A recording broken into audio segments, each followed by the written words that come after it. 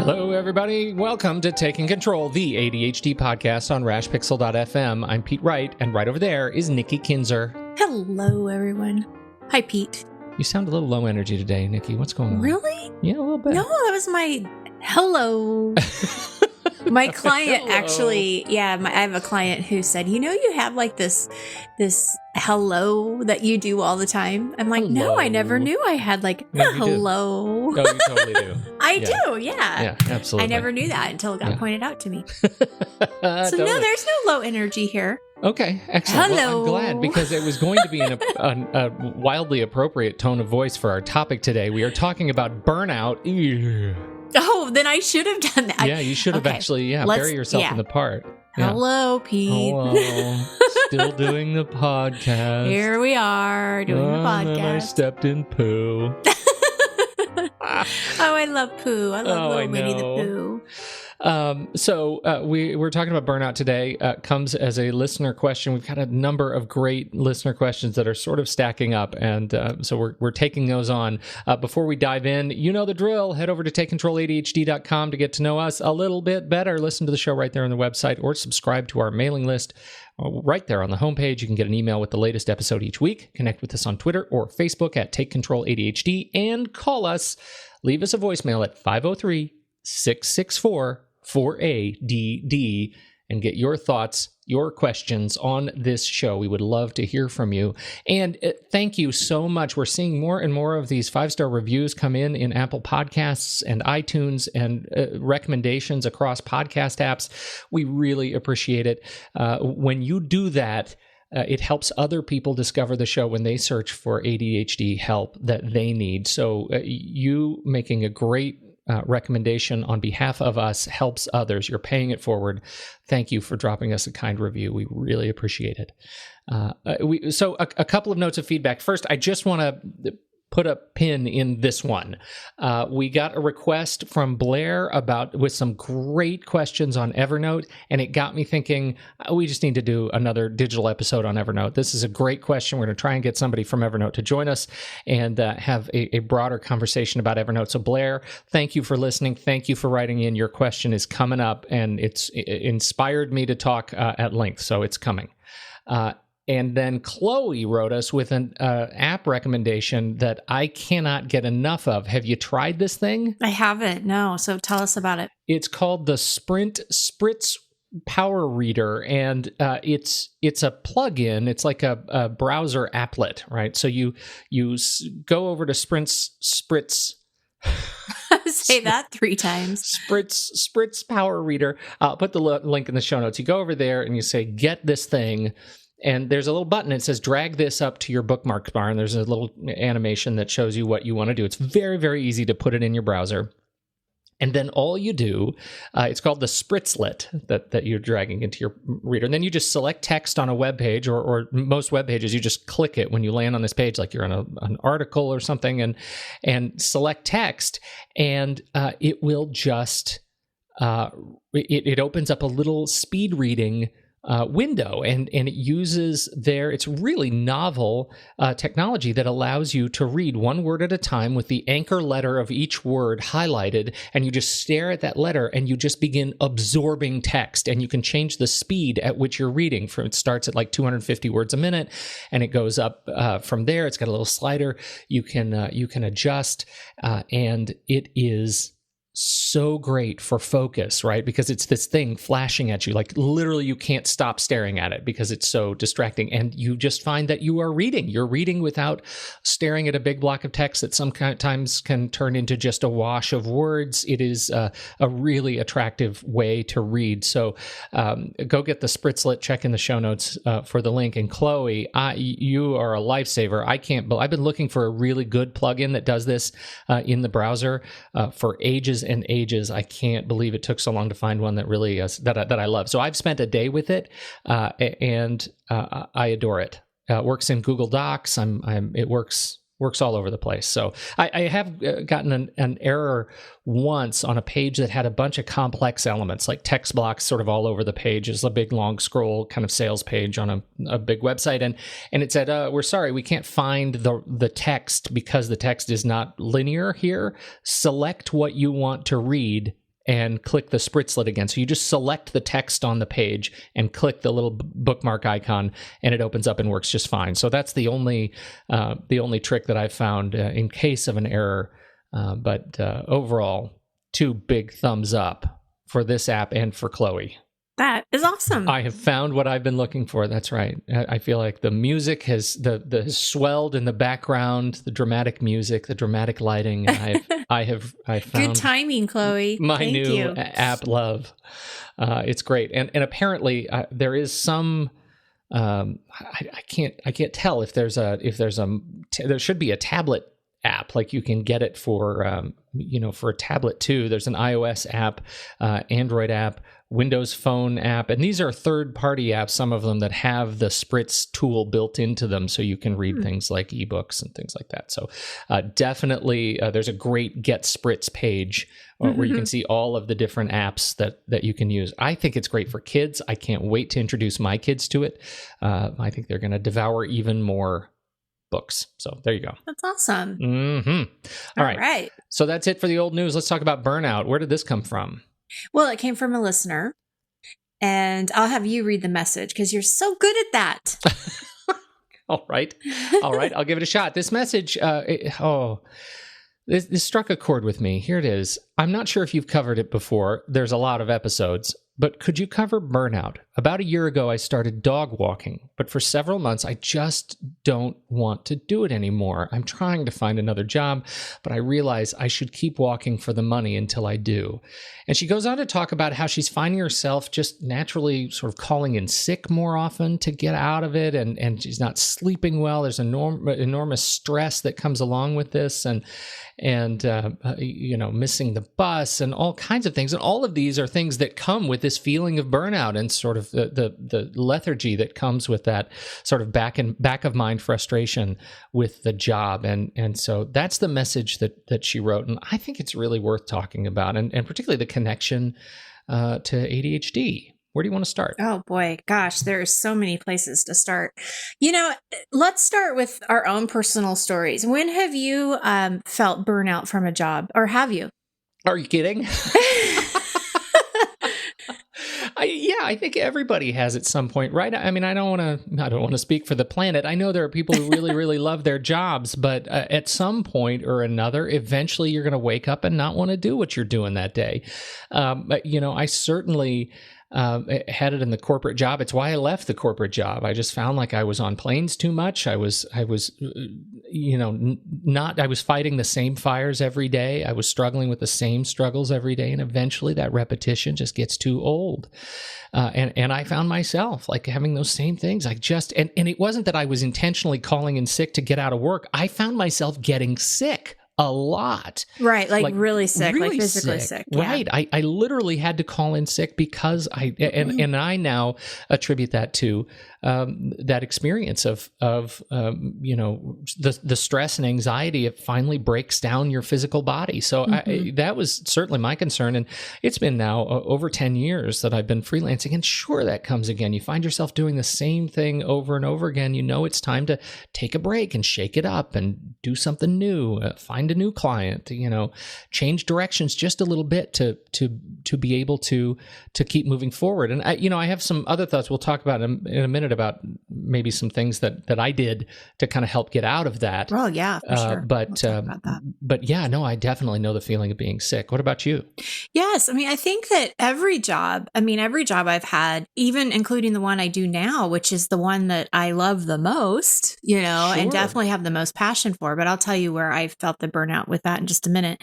But yeah, I mean, every job I've had after college, there's been things that I liked and didn't like. And I think the repetitiveness probably in some part was a big drag, right? Doing the same thing over again.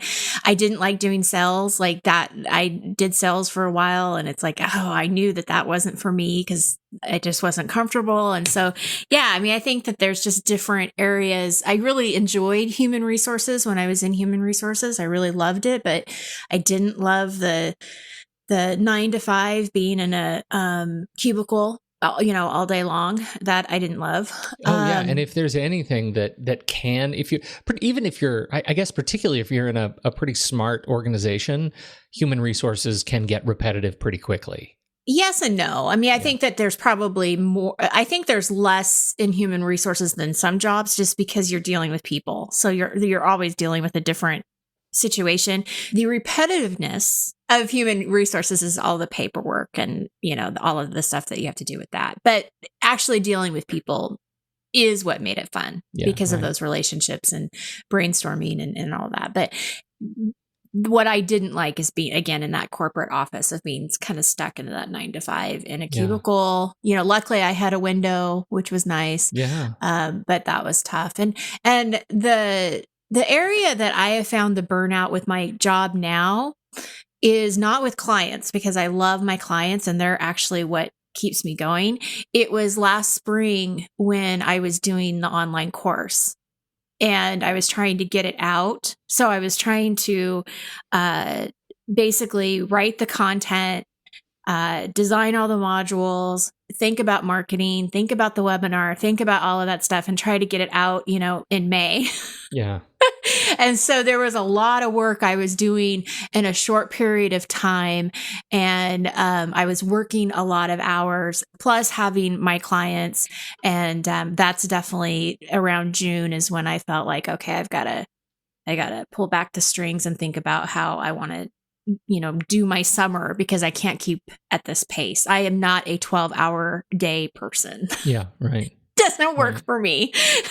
Well, yeah, it's just you are, but you have so many other commitments that you have to fit into those 3 hours. Exactly. Family and kids and Yeah. So, but lessons are learned from that too, because I am my own boss. And so I think going forward, when I do my next online course, I'm going to give myself more time, and I'm not going to put such a deadline on it, because it was hard. It was really hard at the end. And, I felt it. So, you learn from those things. Well, you found this article from the Mayo Clinic, which I'm a huge fan of Mayo and everything they do specifically on job burnout. What sticks out to you here? Yeah, well, what was so interesting about this article is that when I decided to do this topic on the podcast, I thought, well, I'm going to just do a little bit of research and see what people have written about, burnout and ADHD.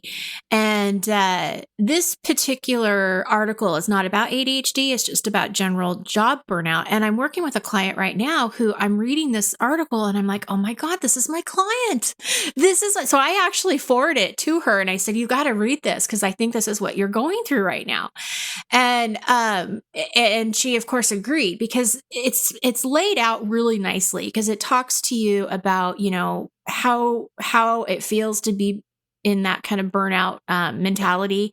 And some of the questions that were asked is like, have you become cynical or critical at work? And do you drag yourself to work? And are you having trouble getting started? And are you irritable and impatient with coworkers? And that was the thing that really stuck out to me about the client I'm working with right now, is that she's definitely really impatient with some of her coworkers right now. And it raised that red flag.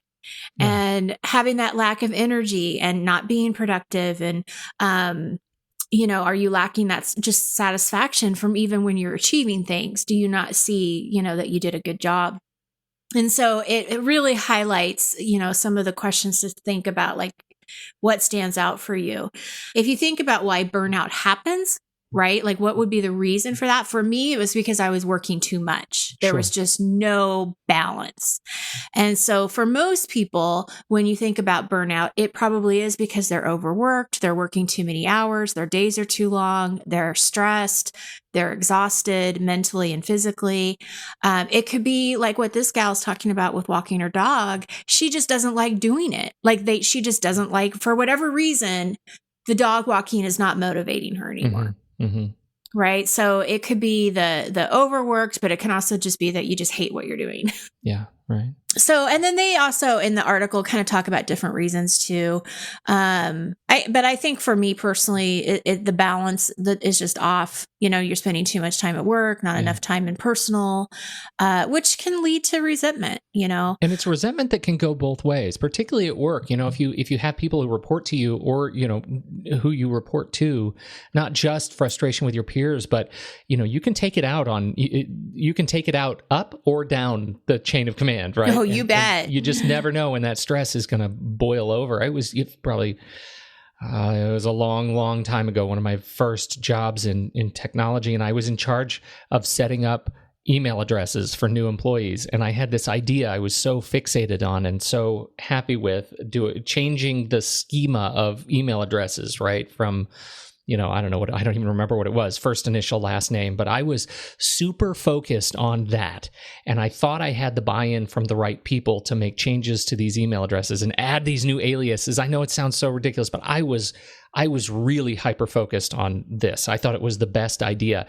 And a VP came into me and said, yeah, I'm not crazy about this. And she said it in a way that just triggered everything to me. And I blew up in the middle of the office. It was an office space moment, and I was doing this weird body language, like waving my arms and, oh, I'll change it because it's what you want to have happen. I can just imagine. Right? It was this crazy voice that wasn't really her. It was just this cartoon, and like it's in front of people. It was just the stress and the trigger of, the thing that I had so focused on and I had hung all my attention on was being tested in a way that I think surprised me, and I was not emotionally in a good place to hear it. And it represented so much other stuff, other frustration. This was the only thing I was happy about, and she just poked a hole in it. And all I can say is, wow, bless her for having patience, because we are still friends to this day. And That's awesome. it is because she was understanding at that point. But that's where, like, you never know where that stress, if you're feeling that burnout, you just never know when that trigger is going to come. I know I certainly didn't. Well, I'm glad you guys are still friends. Yeah, me both. Yeah. That's really nice. Yeah, you don't know like what's going to push you over the edge, for sure. Well, and going back to how the ADHD affects the job burnout, what I found to be really interesting is if you think about this is just common sense. What happens to you, Pete, when you're under stress, when you're tired, you're not taking care of yourself, you're exhausted, you're in a bad mood? Mm-hmm. How are you managing your ADHD at that point? Well, you're not. I feel like all of the symptoms that I normally have accommodations to handle, I am not well equipped to handle anymore. And they're out the window. Right. The levees break, so to speak. Yeah. So I think that if you're feeling job burnout and you have ADHD, I mean, it's a tough mountain to climb, because like you said, all of those tools and structures go away, and it becomes very difficult to manage, and everything becomes much harder, and the consequences can be much more severe. Mm-hmm. And so, I think when I was reading this article and I sent it to my client, part of it was around awareness. I really wanted us to look at this and say, okay, does this fit you? Is this what's happening? And that's what I would say to the listeners is, identify if you're feeling this way about your job, if you're unmotivated, you're tired, you're burnt out, like what's going on, and identify, is it because of the number of hours that you're working? Is it because you don't like your job? You don't like your environment? Can you change your environment? Maybe you need to just take better care of yourself, so that so you can put those structures back in place. Well, and this was a thing I'm thinking about specifically. It could be that you're not actually burned out with your job, but you're burned out somewhere else. Yes. The sort of the gravity field of burnout is big, and it may feel like you hate your job, but if you fix something else at home, or just start exercising or eating better or something, there's a chemical balance. You have too much sugar in your system, whatever. It can mimic the feeling of burnout, and suddenly you're able to handle the things that are stressors. That's a really good point, because that kind of can stop people from just immediately thinking, okay, I need to get a different job. Right. Because it may not be the different job that you need. Because I think in every job, there's pros and cons. Sure. I mean, honestly, right? Mm-hmm. I mean, I don't know if I just don't think anything is 100% perfect all the time. And so, you're going to have those stressors regardless of where you go. So I'm glad you point that out, because yes, I would definitely start looking at that basic self-care. How are you protecting your sleep? Are you making a priority to eat well? Are you exercising? All of these factors, like you said, are going to help you put those structures back into place and help you deal with those stressful times. Absolutely. I would also look at your expectations. I admire so many of my clients' drive to, they want everything to be exactly perfect, or they want to exceed everyone's expectations, but sometimes those expectations are so high. And what I've been seeing lately is this guilt, and it's a cycle that needs to be broken, because what's happening is they're not feeling like they're as productive as they should be. And so they're trying to make that up by working longer. And they're working longer, but then there's shame and fear around that. It's just not healthy. Right. So I would really take a step back and say, okay, if you're working longer, is it necessary? And how many hours can you really, because I know that some jobs, like if you're an accountant or a tax person, from January, or probably from March to April, you're going to be working around the clock. I get that. Yeah. And you don't really have much of a choice. But, with most jobs, like what are the boundaries that you need to set? How many hours do you want to work, and how late do you really need to stay? And I'm all about going above and beyond with your work, but not at the expense of your own health. Absolutely. Or your family. Yeah. If you have a family, we've talked about priorities before, and I admire you, Pete, because you'll say my family comes first all the time. And as much as I want to say that's 100% how I feel too, I know that there's times where I'm in this office when I shouldn't be. And so, I think that we have to look at all of that. So that's kind of where I would start, is looking at your basic self-care, and also what kind of boundaries do you need to set, and help manage those stressors. And then, of course, if you really hate your job and you just you just really do know you need to get out of it, then you need to start looking for a new job. And aggressively too. Like, I mean, putting feelers out, while doing a job you don't like is not always a great strategy. Right. There are so many competing factors, but best case scenario, if you have a little bit of savings, just, it's time to make you always make sound financial decisions first, right? You don't want to put yourself in a bind. But if you have a way to say, look, this is not a good job for me, I'm not doing it well, I'd like to, put some sort of a plan in place to get me out of it in a way that doesn't leave you in a bind, employer, and do what I can to help support you, but I'm going to need to move on, and be very open about that, because in my experience, doing things in secret it is never as efficient as being able to just hang a sign and authentically and honestly say, I'm on the market, and I'm not trying to look for a job in secret because I don't want to be, fired by my employer. Instead, say, employer, I'm not doing well here. You and I both know it. I'm going to start looking for a new job. Let's be clear about what my expectations or what you expect of me.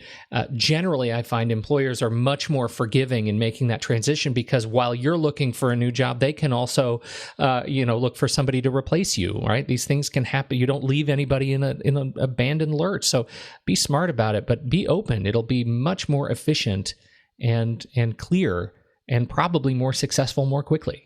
I think what I would do is I would probably want that open communication with my boss first, and say, or coworkers, and say, these are things that are working for me. These are things that aren't working for me. What, maybe you do that like at the time that you do your job evaluation or whatever. Or if you have weekly meetings with your boss, bring up like, these are the things I'm challenging, or that I'm finding are challenging for me. Can we look at them and all of that? I don't know if I would necessarily come right out that I'm looking for a new job, or that I'm thinking that I need to look for a new job. Oh, no, I'm not saying that. I'm saying quit. That's what I'm saying. I'm saying if you are really burnt out, quit, but do it in a way that's responsible and aware of the commitment you've made to the employer. I'm not and saying, if you have the funds to right, do that's that. why I always start with make sound financial decisions, but the more open and honest you can be with all parties involved, the better it's going to be for everybody. You will have a much better, more enthusiastic, much more successful time looking for a new job if you can be honest with the world and tell the world, to be able to post it on Facebook, be able to post it on LinkedIn, that you're looking for a job. The only issue with that is most people might not have those financial means. And so then what do you do if you're not able to be that open? That's right. That is the question. But of course, that's why I laid it out the way I did. Like there are definitely, you have to make the right financial decisions for you, but be aware that the more clear and more honest you can be, the better. Now, make the right decisions within that landscape. Well, and I would encourage people to do is that to even if you don't have those means, is to still get your resume ready, still look at the the different job boards, network the way that you can, that you're comfortable with, but take action on it. Cause I think a lot of people think about it, but they don't do anything about it. Right. And that's where I would say now is the time to actually get a plan in place and do something about it. Yeah. And if you do stay, and because there are people in situations, I had one person that really did have to stay because she was so close to retirement that it wouldn't have made sense. It would not have made sense financially for her to leave her job. So in that sense, how do you make the environment better for you? Right? Exactly. How can you make the time that you're here more enjoyable? And that's where I would say, okay, focus on those positives. Don't dwell on the negatives, because the more you dwell and focus on the negatives, that's what you're going to feel all the time. So really think about the positives. And, I think that also, my mom always said this to me, and it still holds true, that a job is just a job. It's not who you are. It doesn't define who you are. So I would really encourage people to find joy in other areas of their life that's not wrapped around their work, and make that a priority so that when you do get off of work, you have something really fun to look forward to. Yeah, right. And, I guess just make the situation as good as you can. And I remember also I had a coworker that I worked with, and she always brought fresh flowers to her office.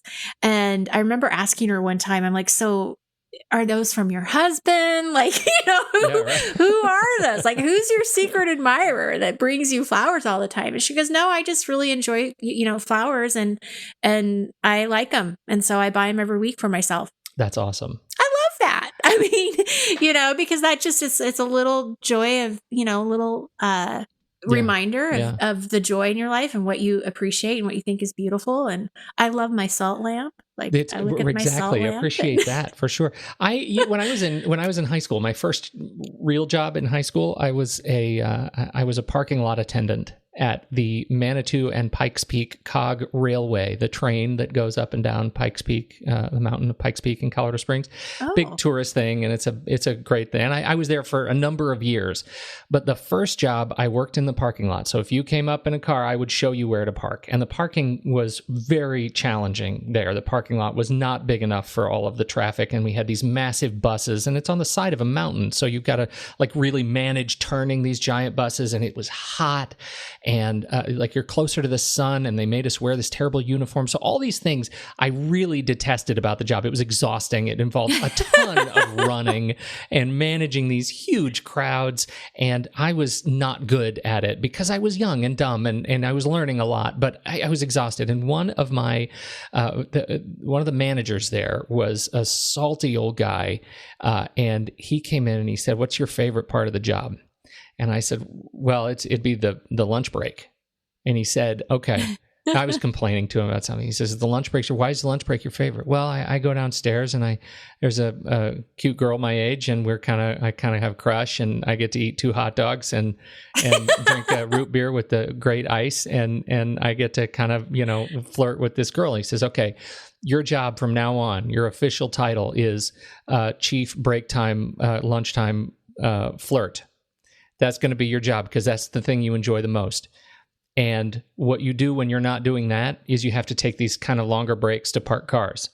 But if you change the way you think about what you're doing every day and then you change what you're looking forward to. And lunch becomes not the, and I'm not just saying everybody needs to focus on lunch, but there is an argument that comes with finding your anchor. Like, what is the thing that you want to do? And then making that the even if it's the only thing that you do, celebrate that. And everything else just becomes a bit of a cost that you pay in order to do that thing. That's so true. That's so true because, you think about like the pieces of our business, right? Like, I don't just work with clients. There's a lot of pieces that I have to do to make my business run. Right.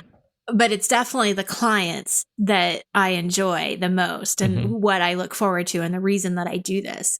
But when I have to do, like today, it's, we're recording this on September 1st, so I have to do some bookkeeping today. Yeah. Believe me, I'm not looking forward to that. Truly. I never do. All the paperwork and the push-in and all the stuff that you have to do. It's like, but you're right. It's like if you focus then on just what you enjoy and look at the other as just, okay, it's a little break until you can get back to talking to somebody. Yeah, exactly. Yeah, it's good. It's good. Well, I think your shift of focus is always important no matter what. Whether it's 16-year-old you or, 48-year-old you, right? It's focus, what you focus on. So. Well, and just real quick before we wrap it up, I always think that vacations and time off is just a really good thing too. Oh, yeah. I think it's a necessity. And I remember when I worked at the credit union, one of the things that I had to do as part of my human resources is do the new employee orientation. Every Monday morning, we had a new employee orientation and I would explain vacation time and sick time and all that. And I'd say I would always be surprised how many people didn't take their vacation and to take it, this is important. It's important. And so if you have time that you can take, because that really can make a huge difference too. It just taking a few days and getting away from it and actually getting away from social media and electronics and just really like escaping can really definitely change your view when you come back. Absolutely. So, anyway, just wanted to throw that out there. I love it. Is that it? That's where we're going to leave it? We feel That's good? where we're going to leave it, Pete. All right. It feels good to me. Thank you, everybody, for downloading and listening to this show. And don't forget, did we talk about the... Oh, we didn't. We didn't. So we should talk about this. Well, it's kind of a strange timing because this show is going to come out on Tuesday, September 5th. And the deadline to register for group coaching is Wednesday, September 6th. Now, does that mean at the end of the day, Wednesday, September 6th? Yes. And I mean, I'm flexible. If you can tell me, as long as there's room in the group, if you can even tell me sometime next week, like the actual date starts on the 13th. That's like our first session. It just takes some time administratively to get it going. Exactly. So, there are still a couple of spots, right? Yes. Okay. So if you do hear this a couple days later and you're interested, please give it a shot. Please call me or email me, and I'll let you know what we have available, and we'll do the best we can to get you in there. So there's some leeway there, but yes, next week is definitely around the deadline. And if you're listening to this way after the fact and you're still interested in group coaching, please go to the website at Take Control ADHD, go to group coaching and get on the waiting list because I do offer these periodically. And be happy to tell you when the next one is. So pretty much if you go to the site and it says you can still register, then you should register. But once it changes to join the wait list, you'll be on the wait list. Exactly. It's pretty clear that way. We feel good about it. Really is. We do. We do a good job with that. Good job, Pete, right? Yeah, you too, Nikki Kinzer. Good job. Hey, thank you, everybody, for downloading and listening. Good job, everybody, for downloading and listening to this show. We sure appreciate your time and your attention, most especially your attention, on behalf of Nikki Kinzer, who's done a really good job. I'm Pete Wright, also doing a good job. And we'll see you next week right here on Taking Control, the ADHD podcast.